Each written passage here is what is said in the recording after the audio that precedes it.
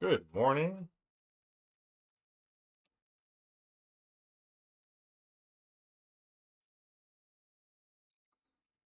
Good morning. Good morning.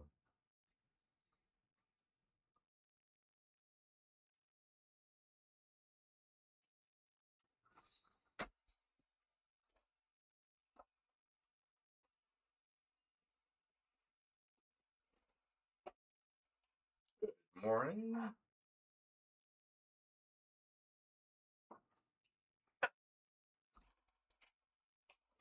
All right.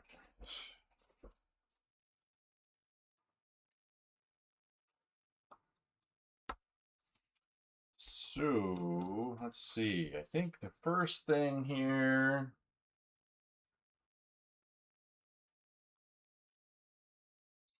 I want to kind of establish a range of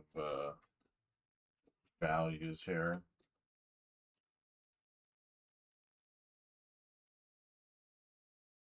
I don't want to go too bright.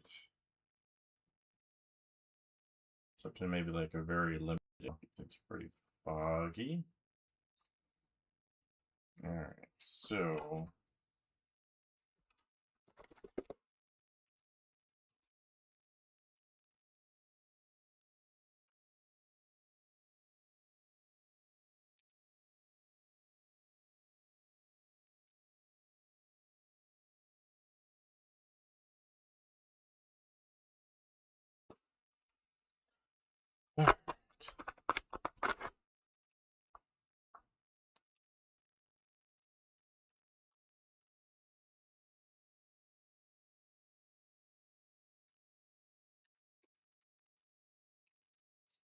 let's see.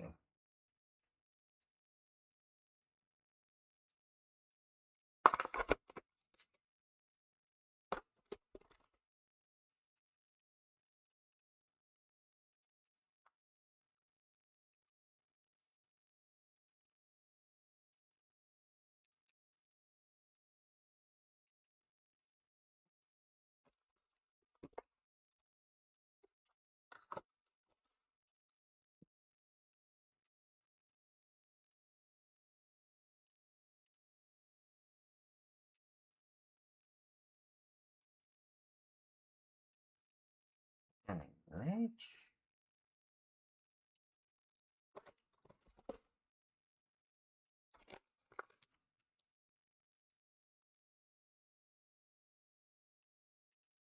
Good morning. Just getting some colors laid out here that we'll need for today.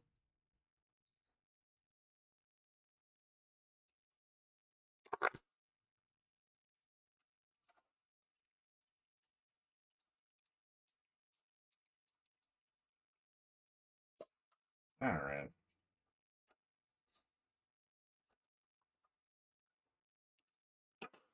So, strategy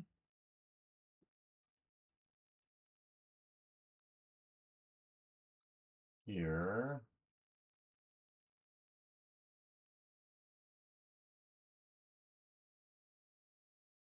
Let's see.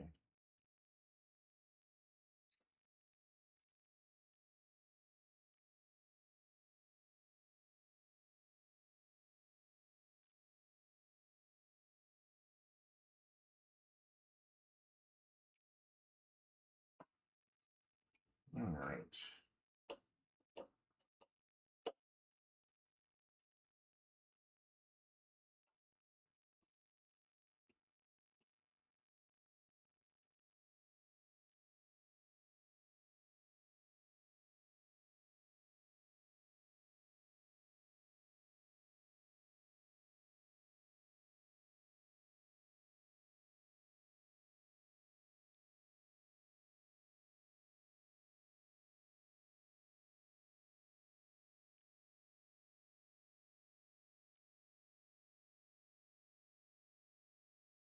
Good morning.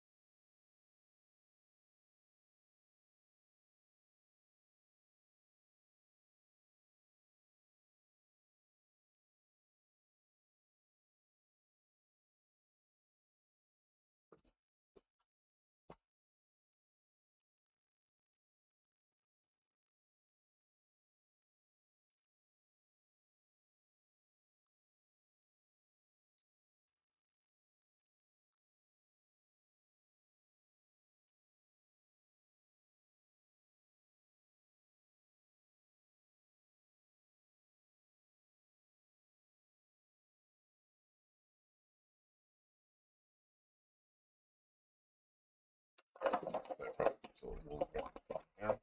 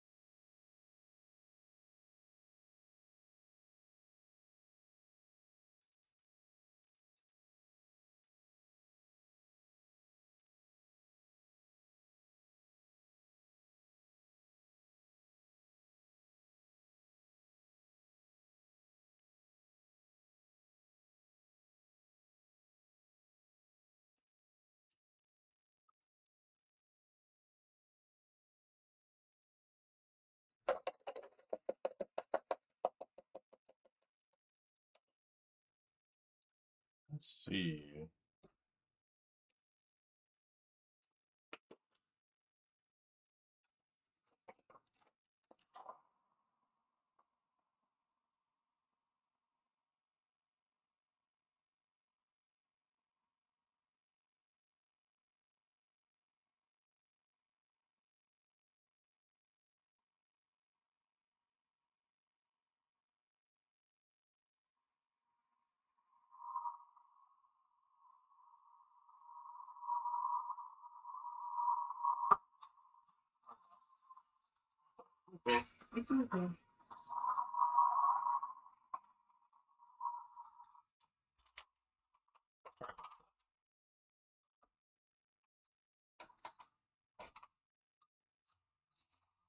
All right.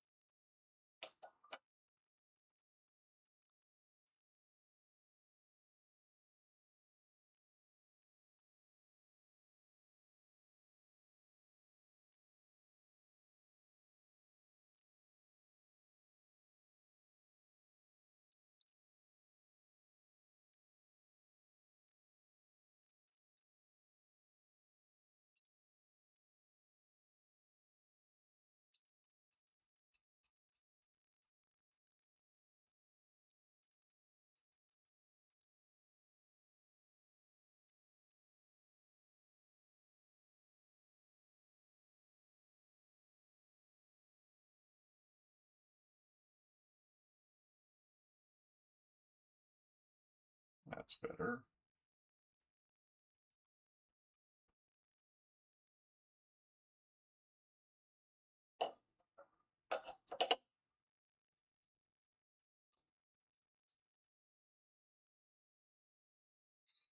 Good morning.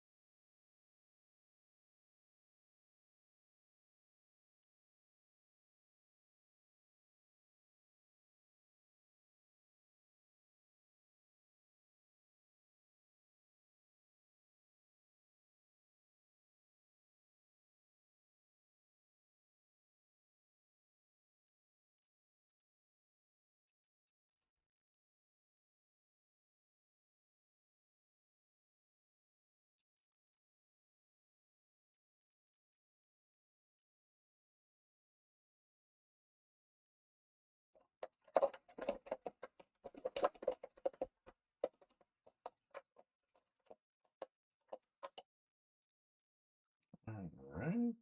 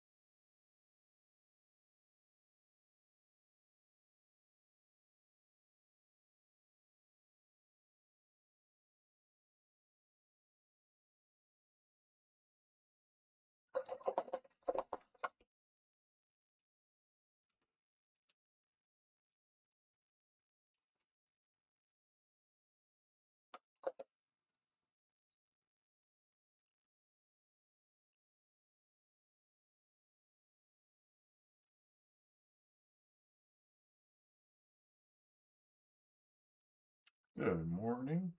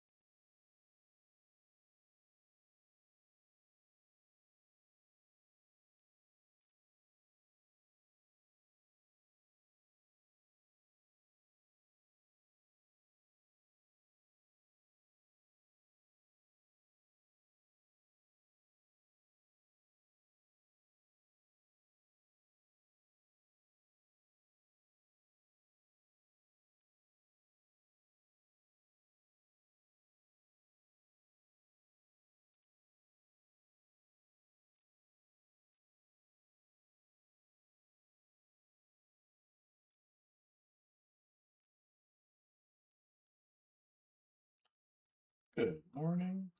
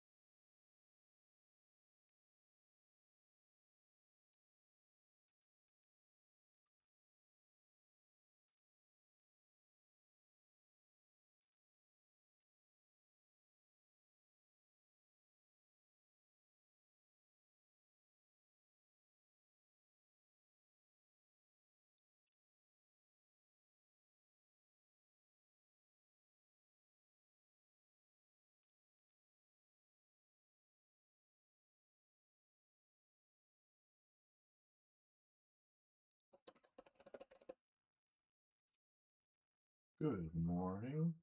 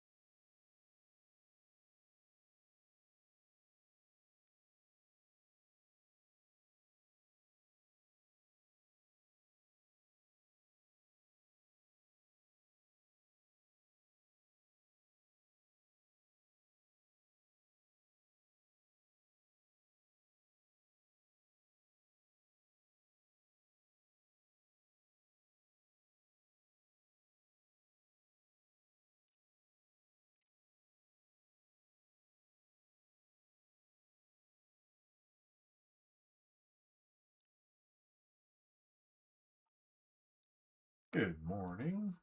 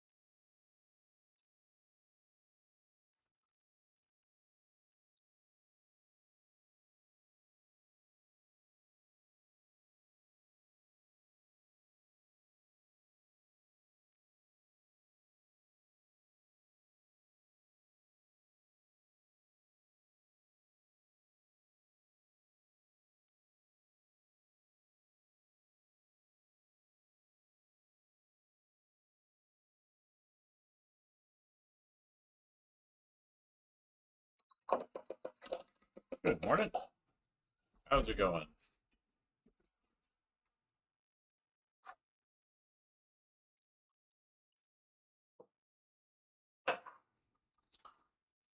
Check something.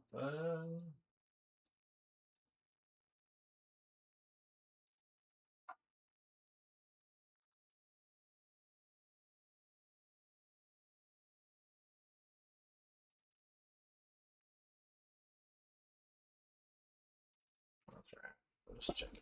All right. Trying to do something a little more tonal, so make sure the tonality is set before I get into anything too detailed in here.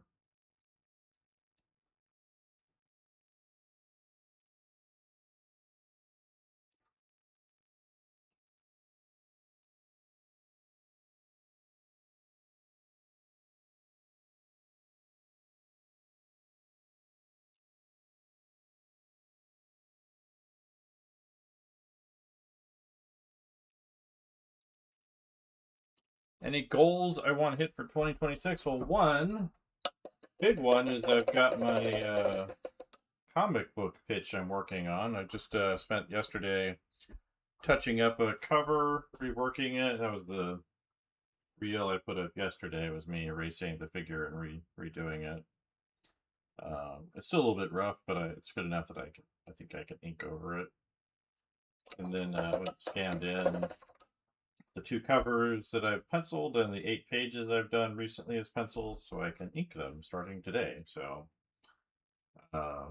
hopefully that'll be enough. I might rework some other older stuff because I need all of the pitch projects. They want 5 pages and a cover, so I'm trying to do more than I need. That way I can kind of select the more interesting things, and that way it's I have like stuff to select from rather than just only the minimum amount. So that's my big goal, is getting that out. Hopefully finding somebody that'll want to publish that, or getting enough people onto a to an email list for a Kickstarter. But that's a big one. Um, so let's look.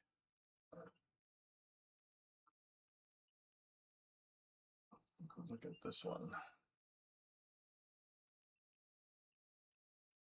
All right, I think it's a good spot to start clarifying the drawing in here.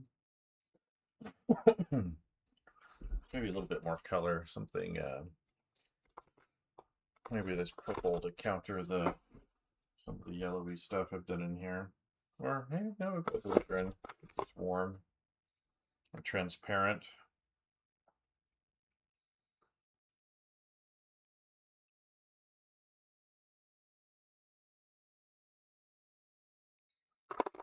So that's my big goal.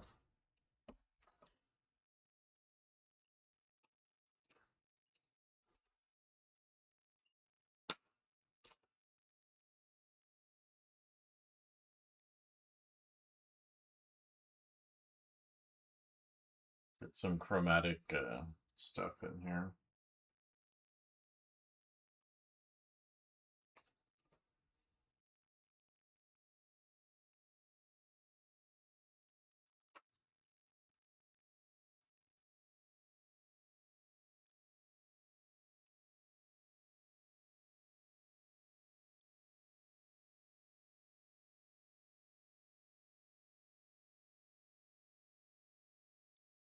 So that's mine. And then after I get the pitch out, then I want to start really working on the first 2 or 3 issues. Get those completely. I plotted out the first one, but I've had some time since I did the original plotting out. I think I can revise it into something a little better.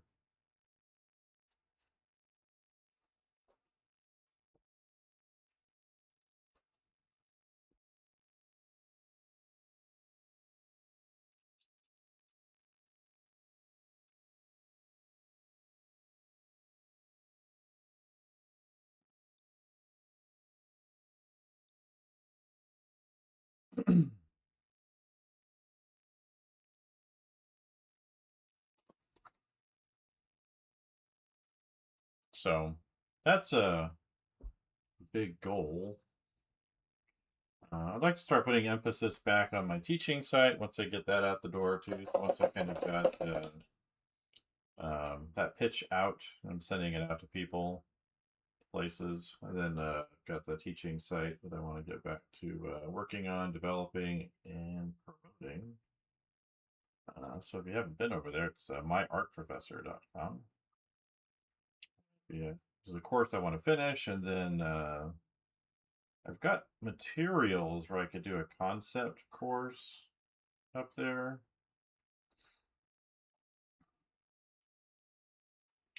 Um,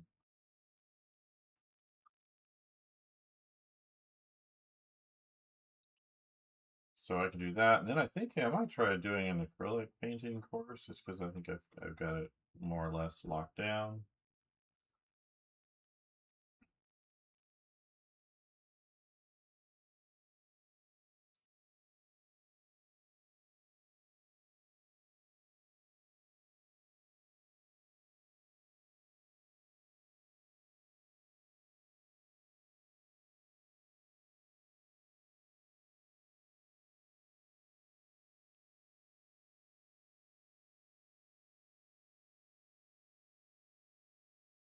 So those are my plans. I don't know if I should have some other ones. Those are like the two big things I want to work on.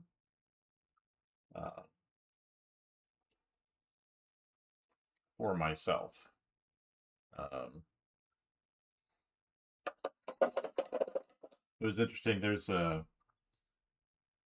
I was listening to Rob Liefeld's podcast, and because I had noticed something too the other day. The comic book that came out like, I don't know, 2 weeks ago. It's basically like The Walking Dead, but it's ghosts instead, like end of the world kind of thing. And apparently, it's really, really violent. It's White Sky or something like that. Like the first issue is like selling for like $60 or more online, which is weird because it just came out.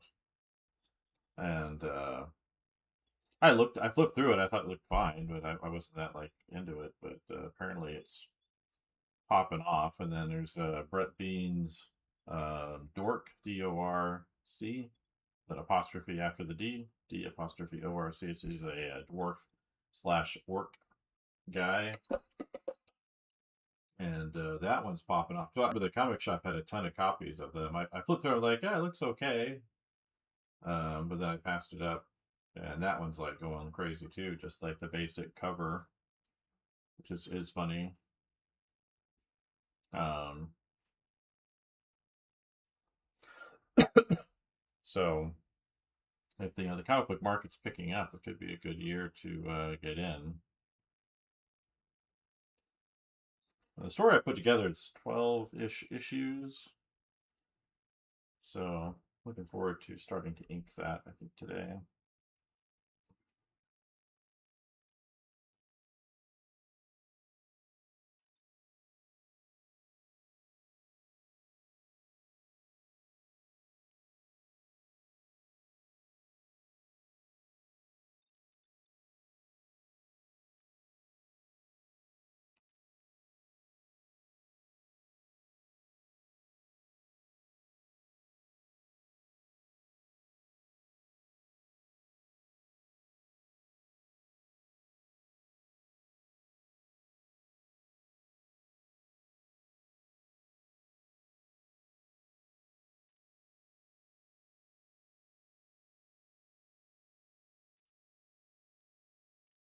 So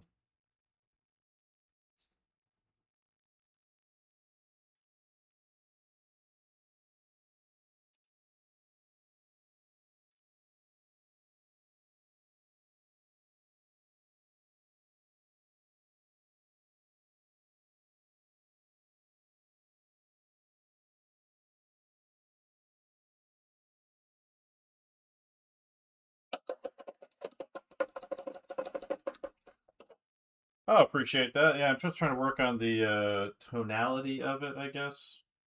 So I was looking at some Piotr Yablonsky artwork, and he works on the computer, but things he's doing on the computer you can do, with real paint. And so I was thinking, well, what if I can get some, because I like that kind of tonality anyway. So tonality has to do with like the way that there's like a low contrast and uh, very soft atmosphere. And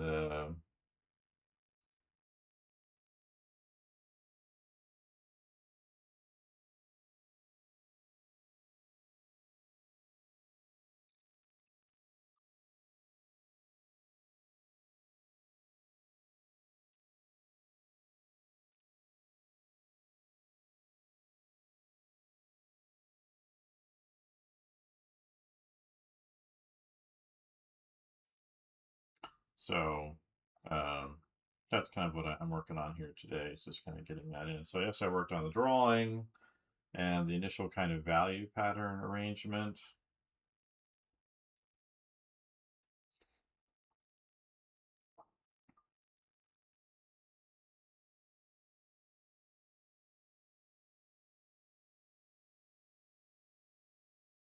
Um, so that's kind of what I'm working on. When did I start painting? You mean today? Or in general?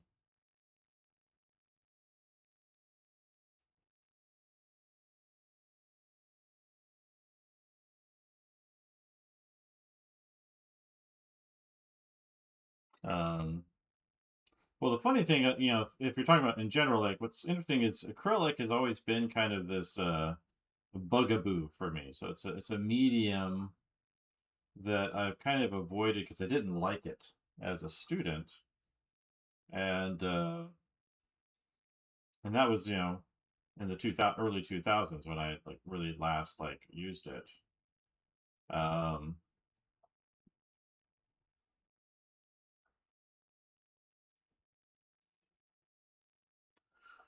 and so as an illustration student, I had a lot of classes where we had to use where acrylic was part of the class. Um, and anyway, I didn't like it, and that was I think looking back, it was because I didn't really know how to paint.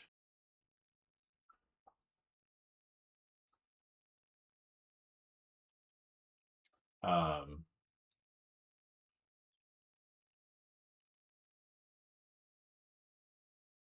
let's see, that's there.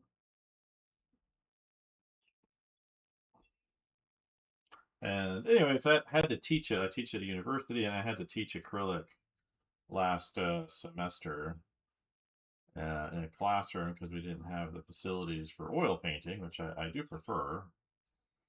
And so I would complain about it a little bit in class, but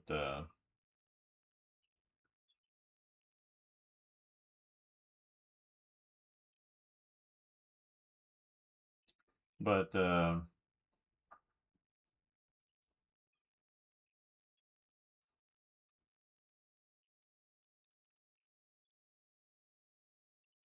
um,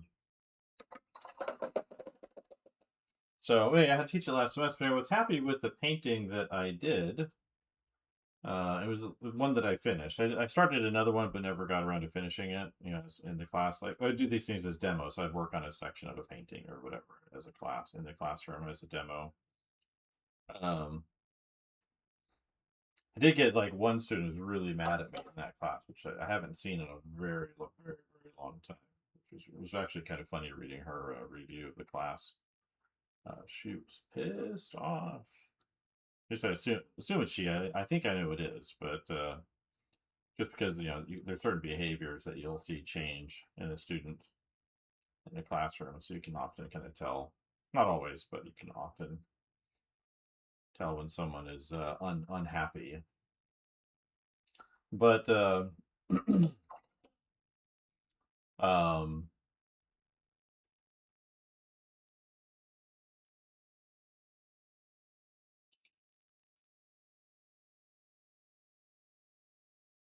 But and one of her complaints is I never showed him how to finish anything, and I'm like, actually, I'm pretty sure I did. She also complained they were really long demos. I'm like, well, can't. I mean, maybe they're not correlated, but it seems like they would be. If I'm doing really long demos, you're probably learning how to finish stuff in there. But um,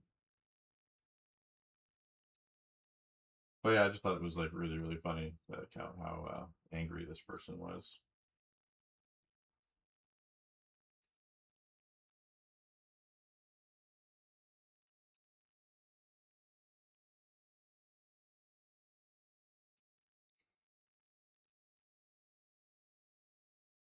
But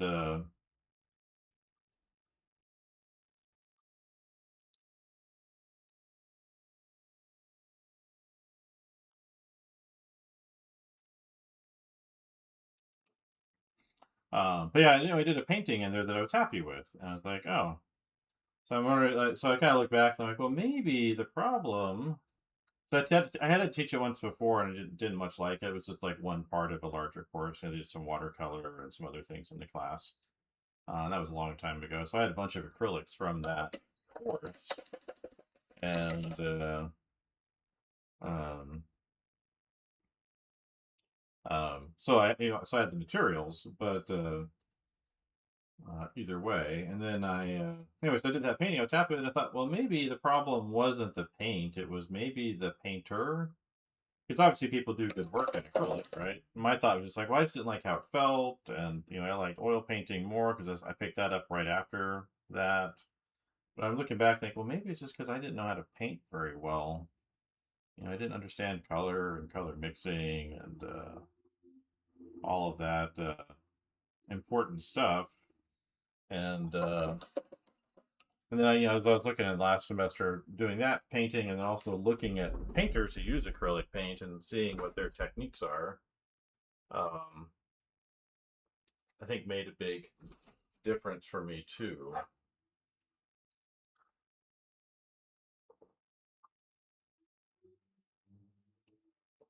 So, um, so that was kind of a lesson that I had learned, where I was like, oh, maybe. Uh, and I've often found that to be true, right? uh, often the case is, the problem isn't so much the medium or the market or clients or whatever. Often the problem is just you. You know, and so me in that case.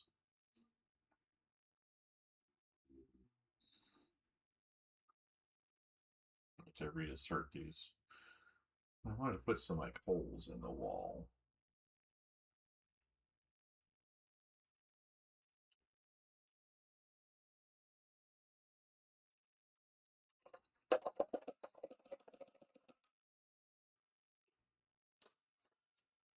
Let's see.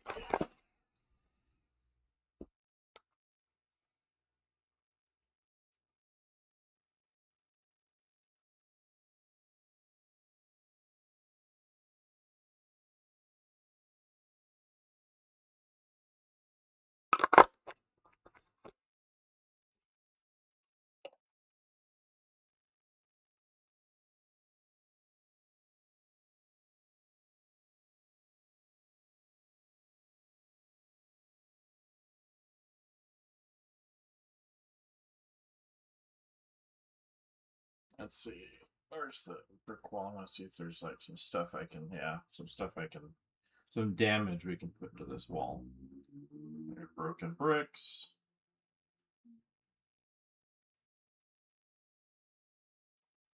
So that's kind of my acrylic story, but I've been painting, professionally or actively, really actively studying painting since or I guess early 2000s. Well, I mean, probably a little bit before when I was a freshman in the 90s, um, but really, I think when you know, got into the second part of my undergraduate education, I really kind of jumped into painting a lot more.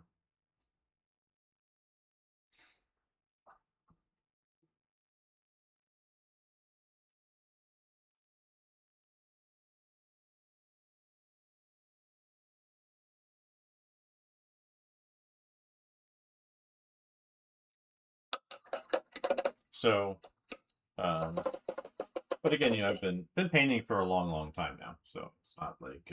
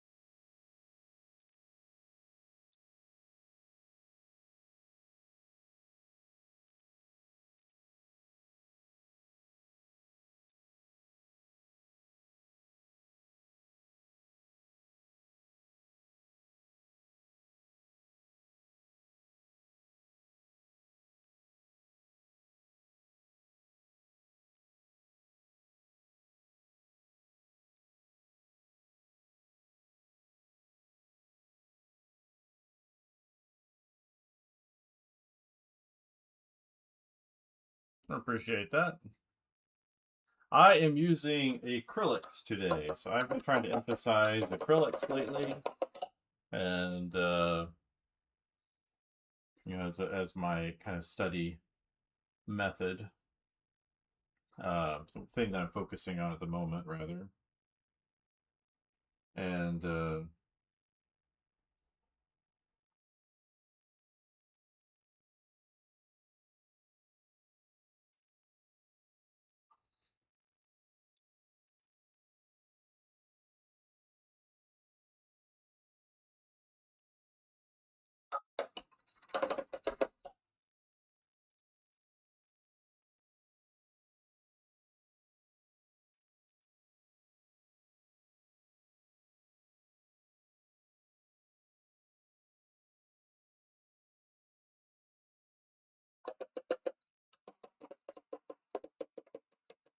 oh, appreciate that.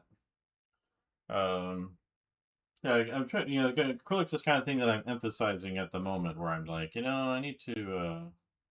It's a medium that I kind of avoided. I preferred, you know, oil or gouache, even watercolor.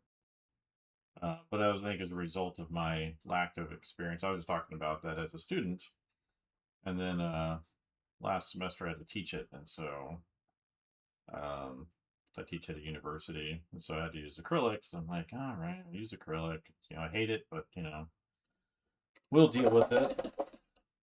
And anyway, I did a painting I liked, and I thought, well, maybe, maybe it's just because I sucked at painting. You know, when I was a student, when I was first using acrylic paint, you know, I hadn't learned color mixing and paint control and brush strokes and all that stuff. And so I was like, oh, maybe, you know, maybe I should give this another try.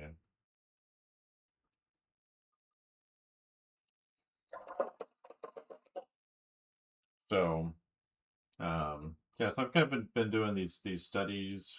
What I'm doing basically, I'm mixing some reference sources I have. So I have like, you know, these figure drawing, you know, packages that you can get like on ArtStation or Gumroad. I have a bunch of those. And then so I've taken like a pose from there and then an outfit and locations and some other things from Pinterest and kind of just blending them together. And I want to finish off this sketchbook. So I got, this is the last page of this sketchbook. It's a kind of a Bristol sketchbook. Um, from Stillman and Byrne, B-I-R-N. And it's kind of, it's their Zeta sketchbook, which is like this super heavy duty like Bristol board. I guess you can get it individual sheets. I really like it. I thought about ordering those sheets. They're expensive, but if I'm doing the comic thing I want to do, then you know it's harder to break them down because they're kind of built around that.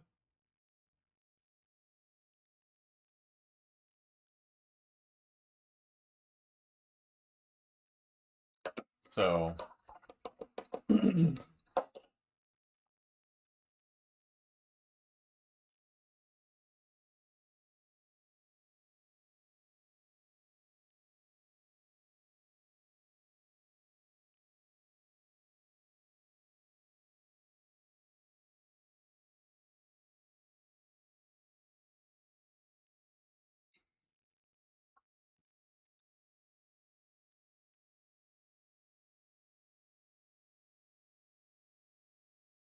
So, um,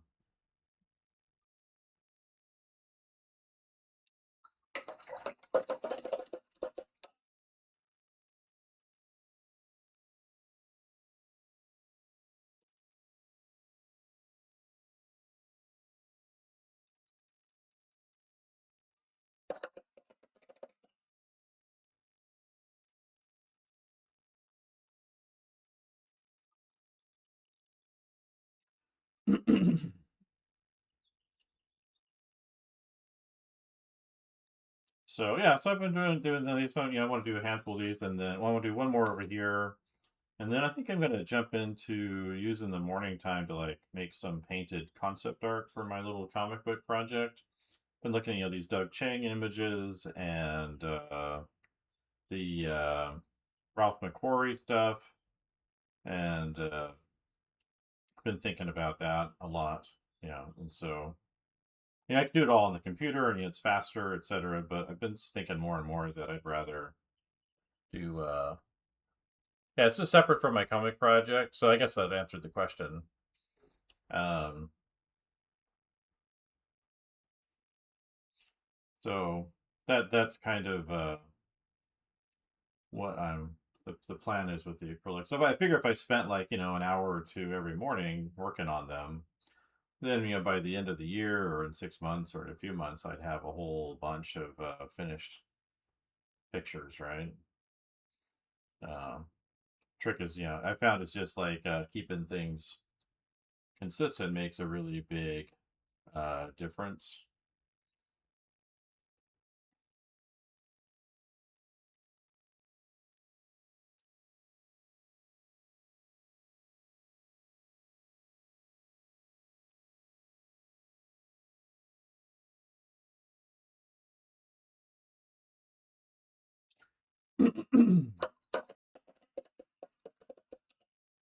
So yeah, because I kind of been looking at I have a bunch of I've worked in concept art and for games, and I kind of look at what's going on with all the AI stuff, and I just like I don't want anything to do with any of that. Like I don't want to make that part of my process. I don't want to be getting feedback from art directors using it. I mean, it just seems pathetic.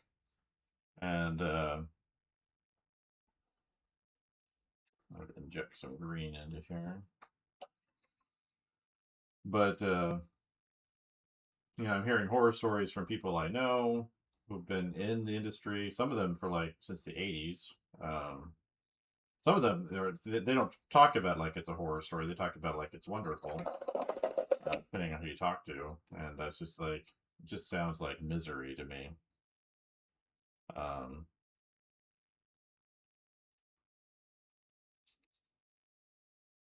check some light around this little fellow here.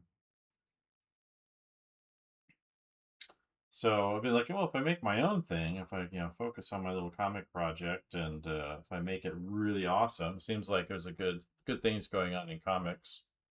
So, so I've been working on this pitch for a while. I hope it was actually hoping to be done by now, but it had some family things happen at the end of last year that I needed to put my attention into, obviously, and so I figured we'd do a bunch of these small. I have a bunch of illustration board left over. I used to teach at Ringling College of Art and Design down in Florida, and they gave you like a certain budget every semester for art supplies for your classes, but you had to use up. And so I was mostly just teaching like figure drawing and perspective drawing there. And after a while, I really have mostly what I need. I might need to like buy a pad of paper or some Conte crayons periodically, but that was pretty rare. Like my pens and pencils would last a long time with the perspective class. Um,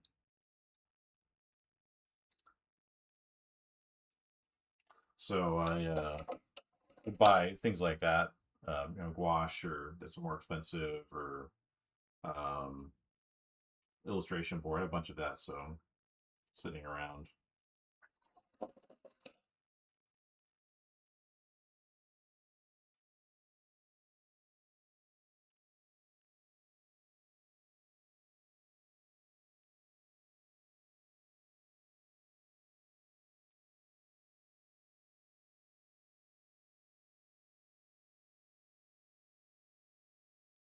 So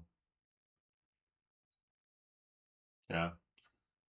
And one of the nice things about my current gig is that I'm a research professor, and so the idea is I actually have a lower teaching load than you would normally see for a full-time position now. And I'm gonna get some of this Prussian blue. I think that will add a lot to this. Um, and so instead of teaching like a 3-3 load, which is a normal kind of full-time load, so 3 classes per semester, I teach 2, and which is great. So it leaves me a lot of time, and I've been I've been somewhat struggling with this. I'm up for what's called my 3rd year review, which is basically they review my progress as a professor in 3 different categories on the path towards tenure. And I'm sure like with the category for research is going to be my problem. Like I anticipate that to a certain degree. I mean, I'd probably be okay. Um, but that's probably where the criticisms will fall the strongest. Will be that area, and understandably, because I've been working on a bunch of things on the background, but I've had a hard time kind of figuring out what it is I want to do. And I think what they were just anticipating I would do would be just doing some like concept art freelance. But again, just as soon as I came here, when the whole AI thing was starting to happen, and it just kind of made me really, really hesitant to pursue that. Um, so, um, so I kind of had this, image in my head of it's working with a lot of companies, and I it's found that's probably true, which is disappointing. And a lot of it, you're just not hearing about. Like they're using it, but for a lot of these companies, which is funny because they always talk about like it's efficient or cost saving, and it is sort of at the beginning, like it.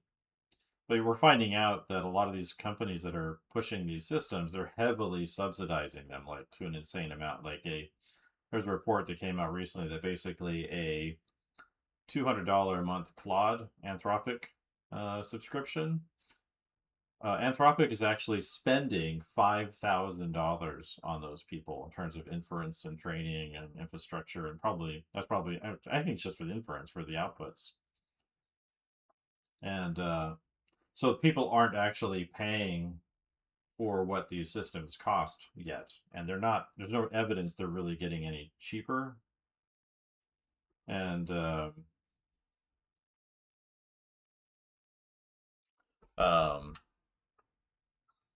and so um, people are treating it like they're getting some kind of big efficiency gain, and they are temporarily, but all they're really doing is creating dependency on systems they're not yet paying for, and eventually, you know, they're going to want people to pay for these systems, and I mean, the rest of us are paying for them anyway, right? In terms of lost work and electrical costs and equipment costs, like we're looking at what's going on with computer prices, which is another good reason to maybe to jump into analog media again is cost of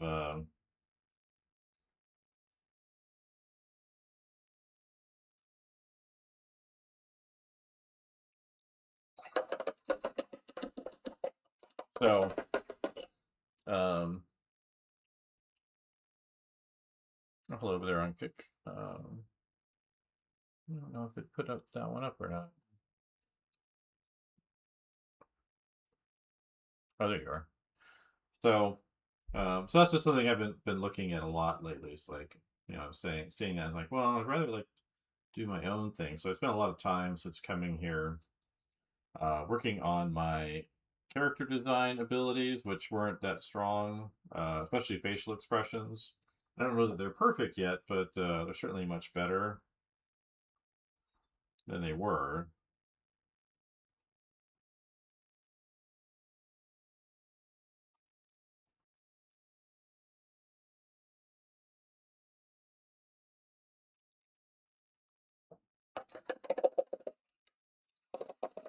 All right.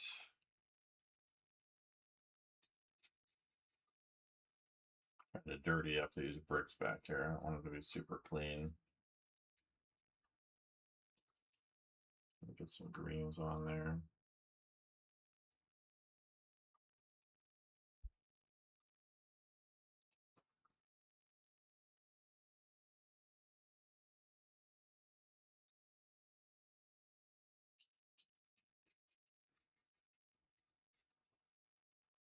So yeah, so I was looking at the comic book thing. I'm like, well, I've always wanted to do one, and I've been putting together this concept art as like a practice thing. So the characters and the environments and creatures, I'm perfectly comfortable with, but not so much the characters. So I was looking at that, and I was like, hey, what if? So I was working on the pieces because I was like, hey, I'm kind of having stories kind of come into my head while I'm working on this, trying to emphasize, the narrative of a location, and it's kind of delivering stories to me. So I'm like, well, what if I actually worked this out? I actually have set aside the original story I was going to do for one that I felt would be simpler, though it's kind of expanded in scope since then. The original was supposed to have been simpler too, but I see it's like being a larger, more epic narrative as part of that general world. Um, but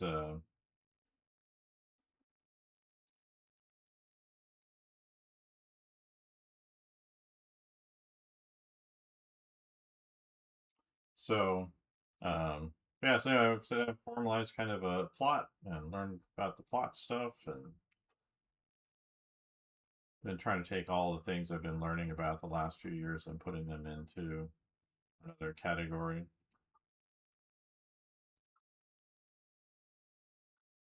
So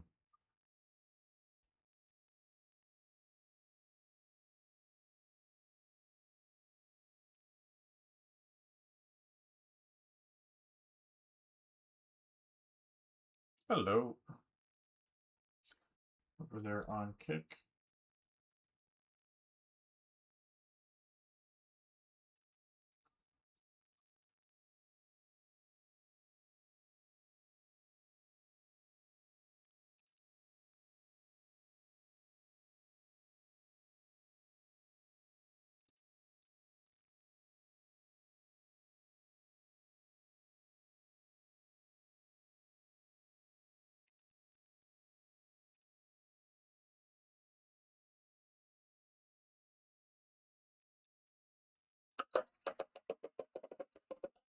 I've got a little too much contrast on here, more than I intended.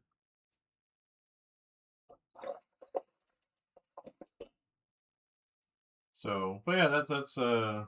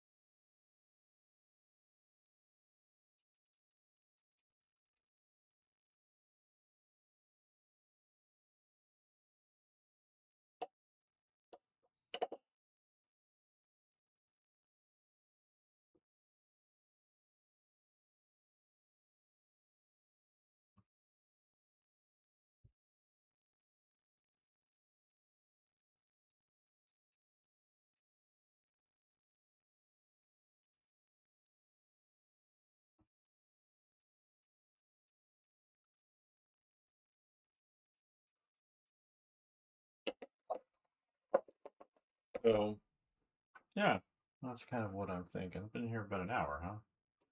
I like where this is going. Big trick is not losing the drawing. I'm trying to keep the tonality on there too.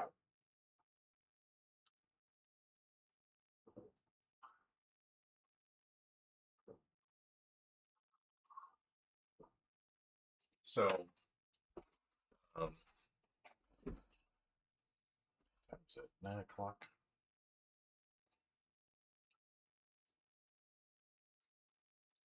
And then, so one of the tricks of doing kind of glazing painting like this is everything can kind of feel a little strange when you kind of transparent layer over everything. But if you can go in and kind of match the temperature, but do it opaquely. So like if I add a little bit of white, or actually better than white would be um, wish I had a camera over my palette. I could probably do that if I just took it off my face. I'd have another camera and I would point it at the palette, but I found that like I think there's some kind of power issue with the cameras, and that keeps me from doing two of them at the same time into the same computer. But one of the tricks is like to mix an opaque version of the transparent version. Maybe make it just slightly lighter.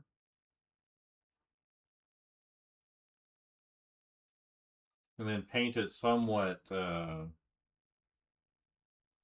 transparently over the surface. And that kind of quiets the intensity to a certain degree, a certain way.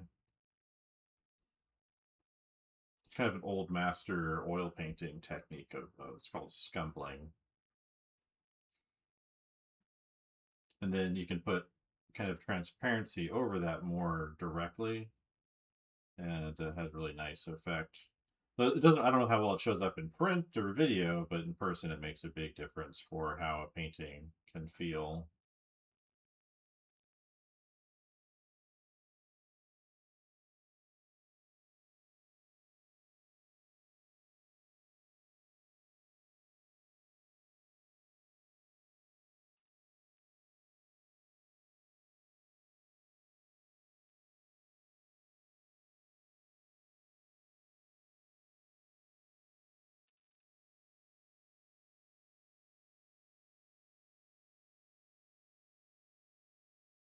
So it kind of keeps it everything from, because when you tend to work very transparently, it can make everything feel very hot. And so by setting up a scumble, which is an opaque, translucent layer over a transparent one, people often mistake scumble and dry brushing because they can happen at the same time. But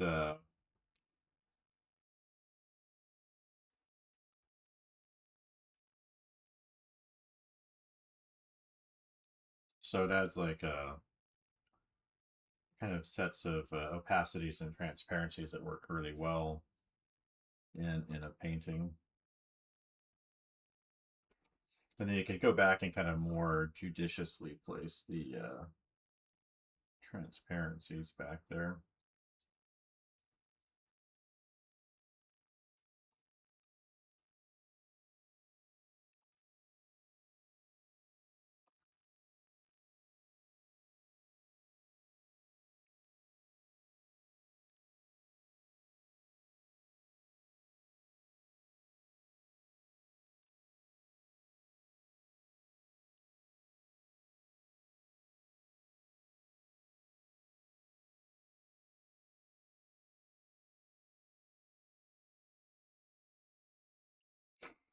So just by putting that back there, it feels better.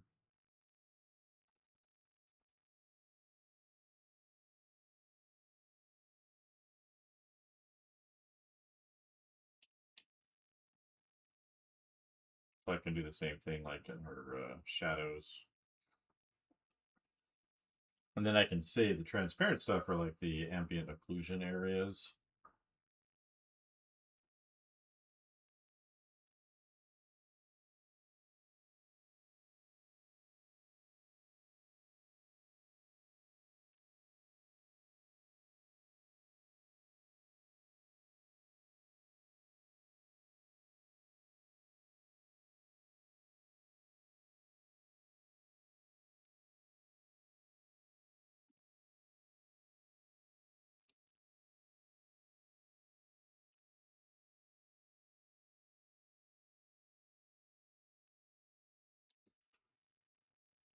Much better.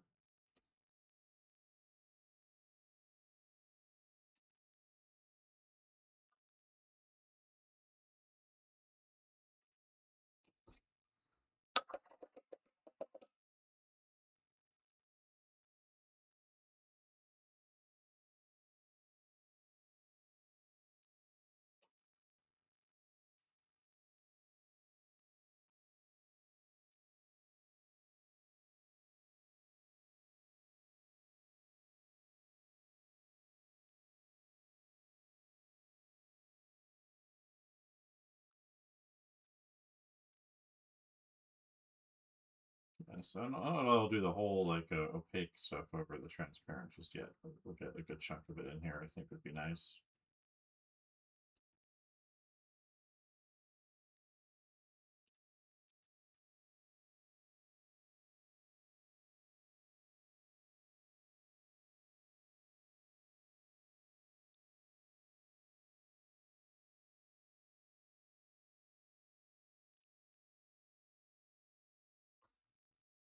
Yeah, I want to do something that's mostly a lower key type thing. So I've got some Piotr Jablonski stuff in front of me to reference that lower key kind of effect.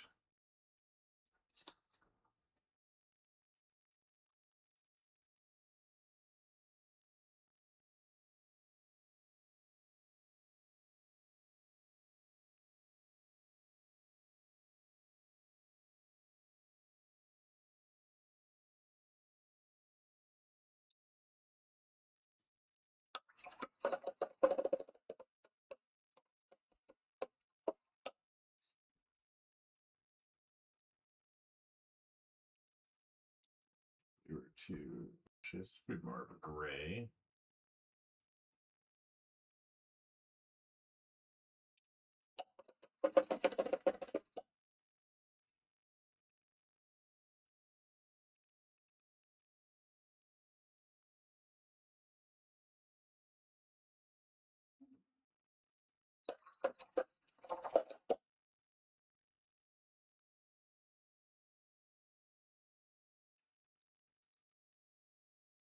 And now I can come back with the opaque, lighter stuff on top.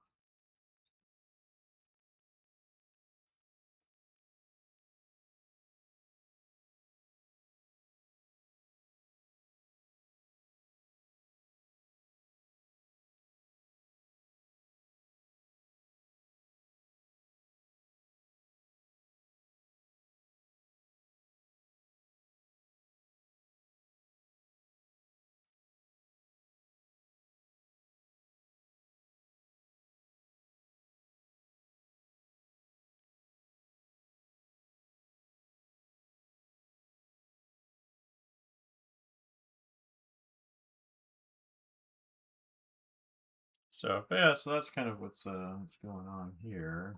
Let's see, where's my little references for my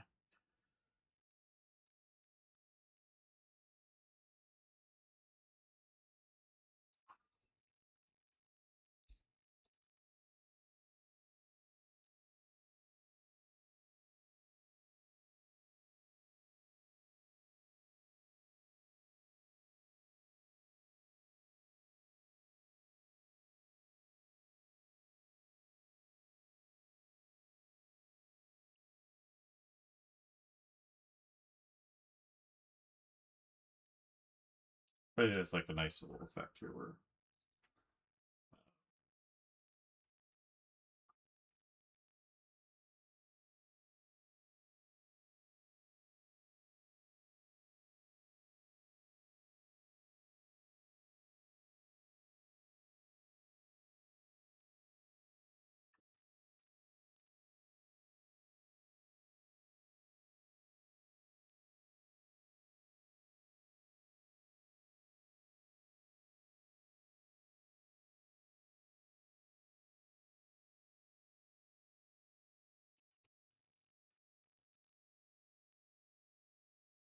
oh thanks, Goose.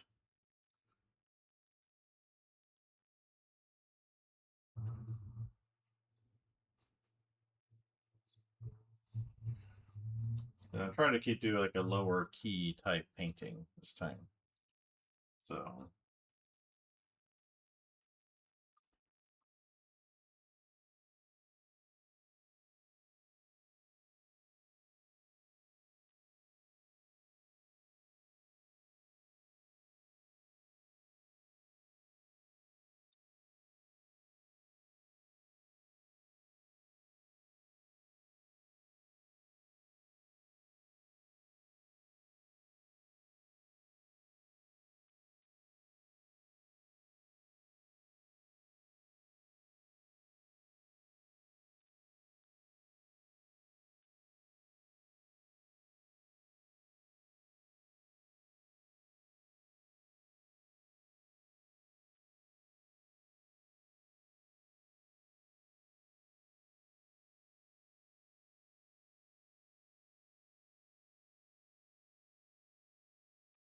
Let's see.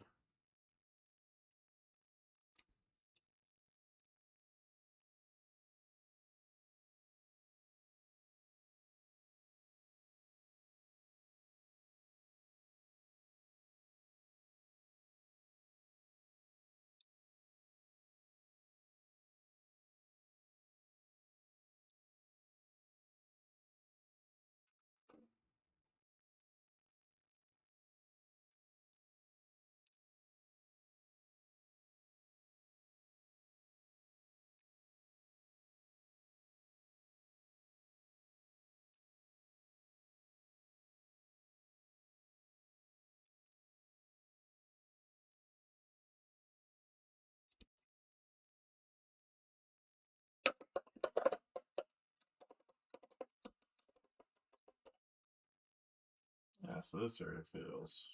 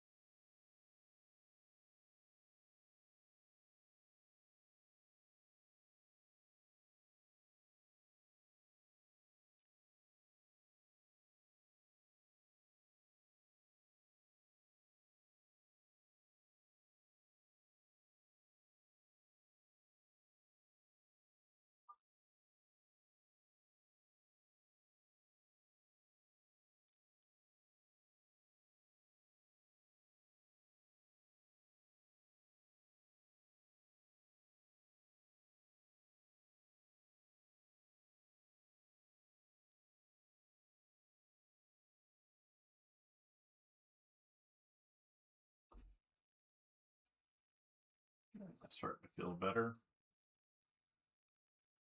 Always helps to kind of key in the area. Um,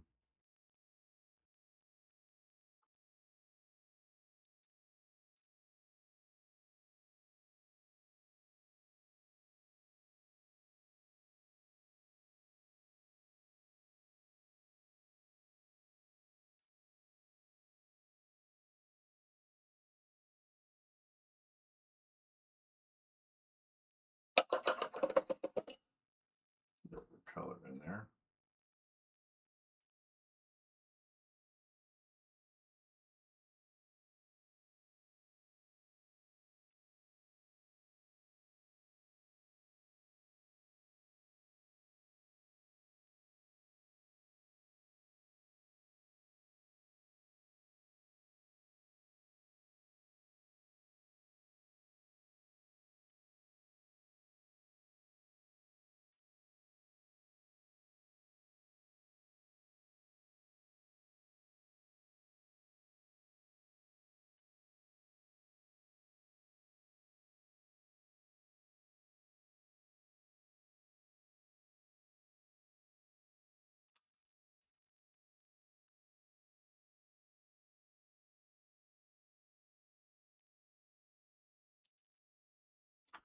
Let's see.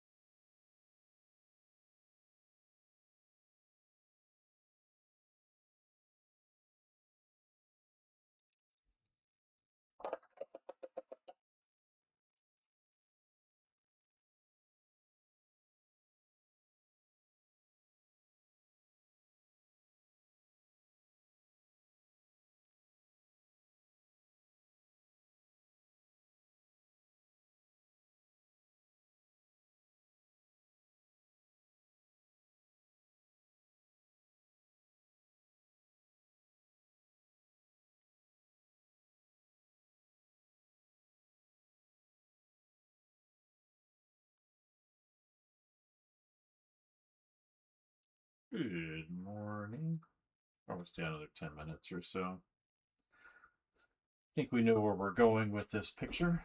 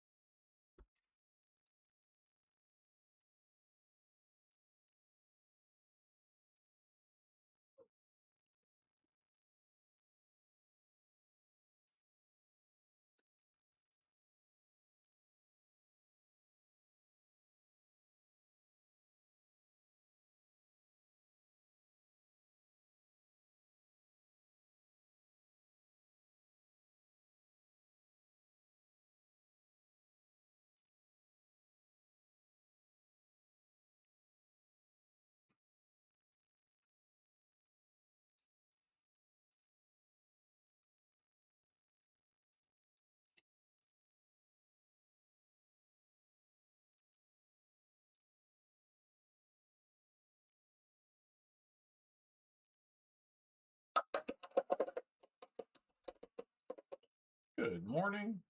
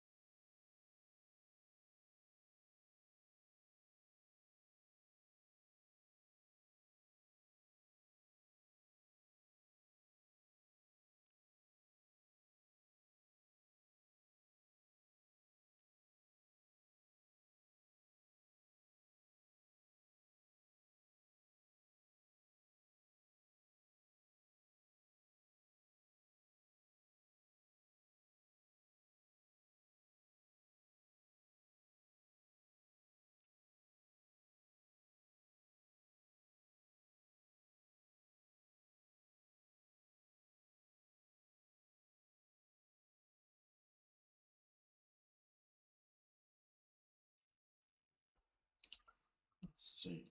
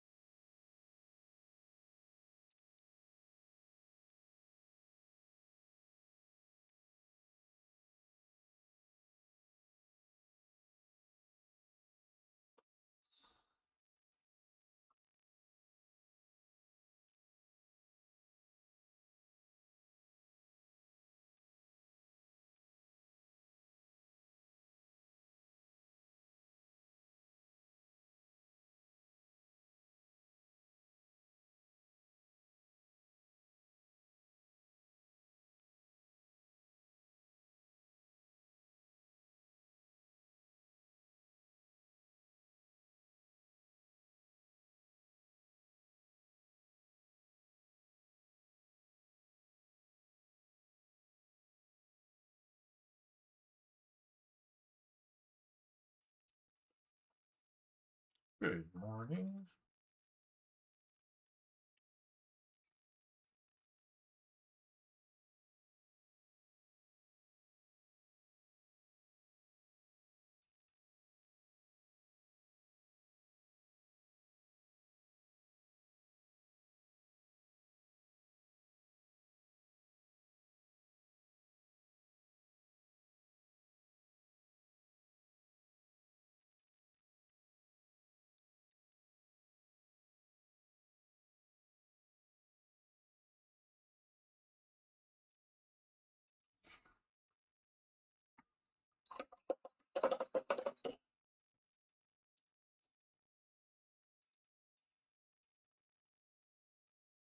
All right.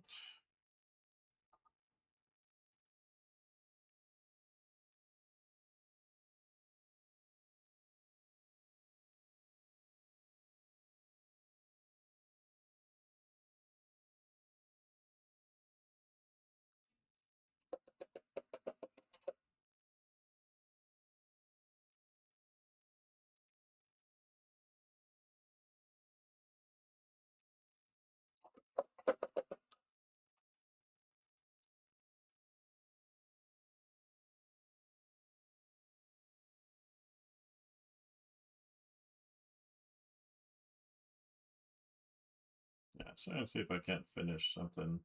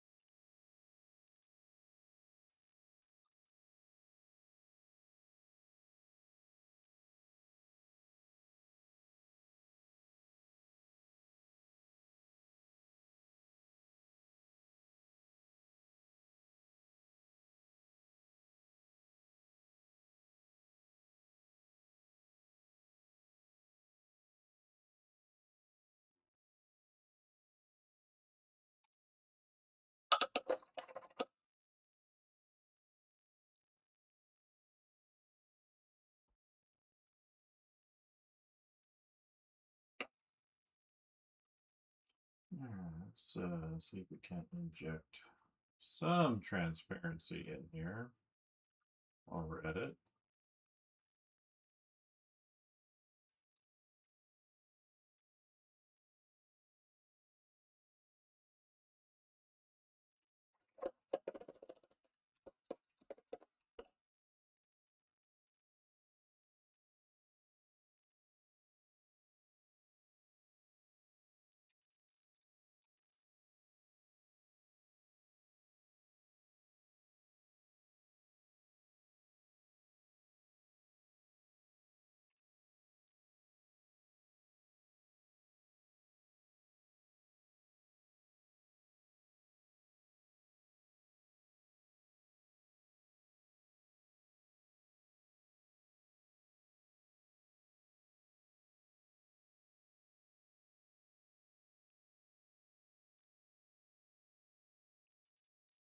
Inject some ambient occlusions into here.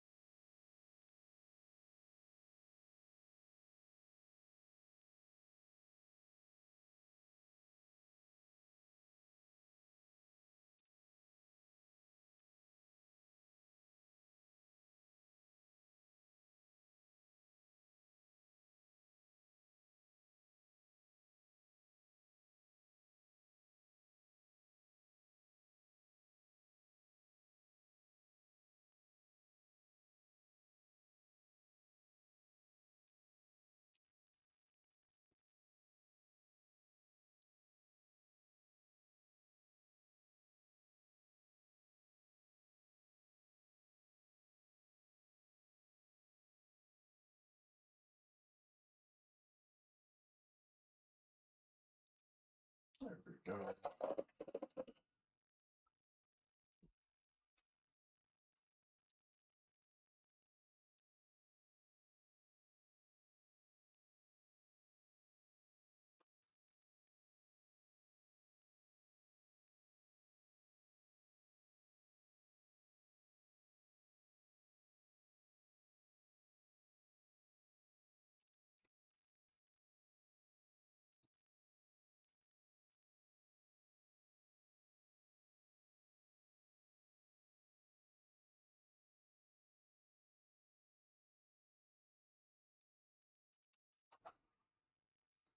Good morning.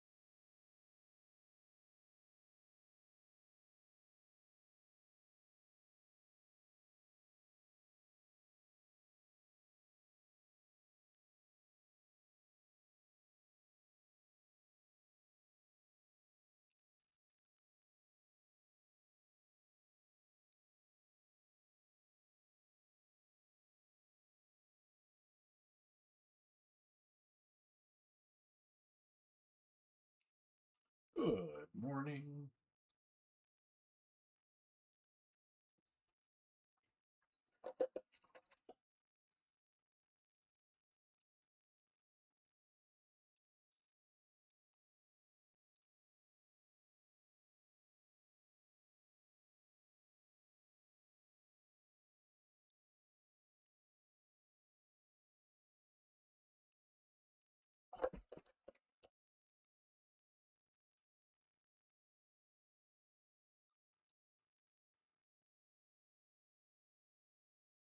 Let's see, where's her leg there?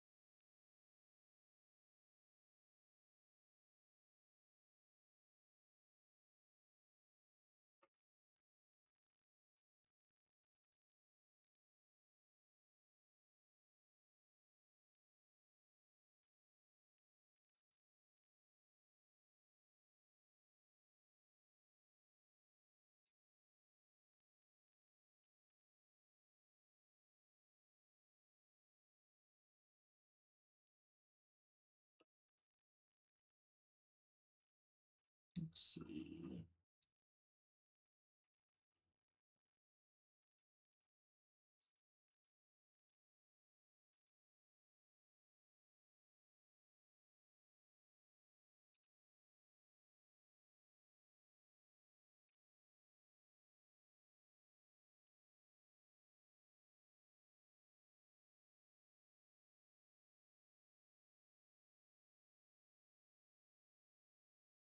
Yeah, that works really well.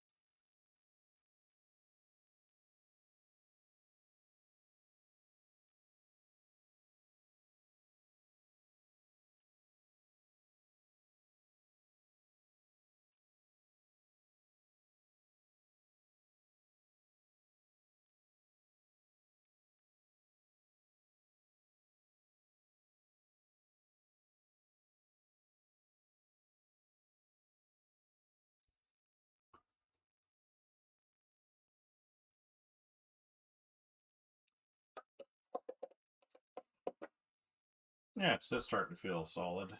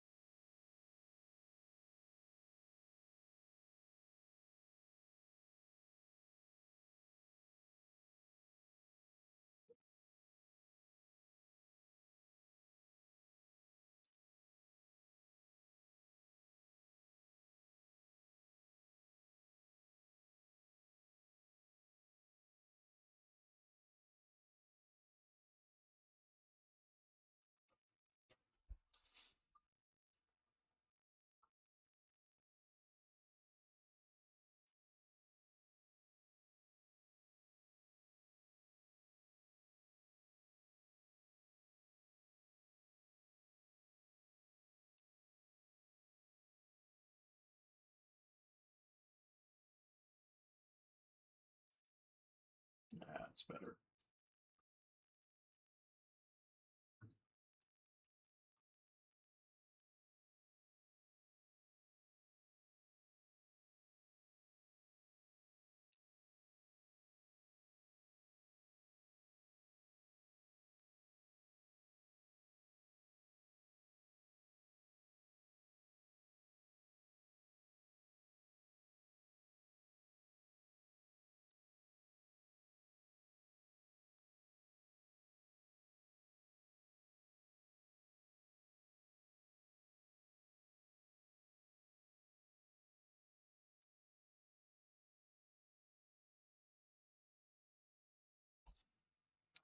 Oof. How are we doing this morning, buddy? Yeah, so I think that's probably a good spot to pause. I'll knock some of that back a little bit so it's too bright.